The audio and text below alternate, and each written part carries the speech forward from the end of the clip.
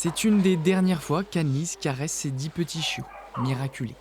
Depuis que son père, qui gère la fourrière, les a récupérés dans une poubelle il y a 2 mois, Annelise est un peu devenue leur maman. Aujourd'hui, ils vont être présentés pour être adoptés. Ils ont besoin d'une famille qui les aime comme moi je les aime.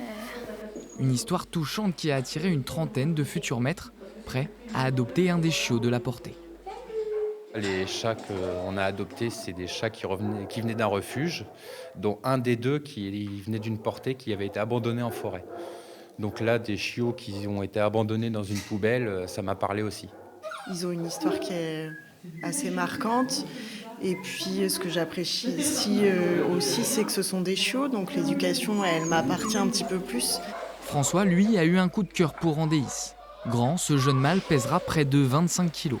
Ça vous engage pour plusieurs années. Et puis bon, là, c'est petit, c'est mignon, ça bouge pas trop. Mais bon, c'est des chiens de chasse, ça va faire des bêtises.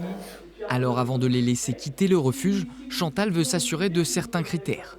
Motivation, disponibilité, bienveillance et s'ils auront suffisamment de place pour ne pas s'ennuyer. Ça va être des grands chiens, type braque probablement, ou drattard, chiens de chasse. Ont besoin de courir, de se dépenser. En tout, en un après-midi, 7 chiots ont été pré-réservés. Un succès qui rend heureuses les bénévoles du refuge, tout de même attristés que les adultes soient moins désirés. Il faut leur donner leur chance à ces chiens-là. Vous voyez, Princesse, ça fait 2 ans qu'elle est là, alors que c'est un amour de chienne. Donc, oui, il faudrait qu'elle parte. Mais malheureusement, on ne va pas imposer un chien aux gens. Ils font ce qu'ils veulent. Comme Princesse, 10 chiens au refuge attendent encore leur futur maître.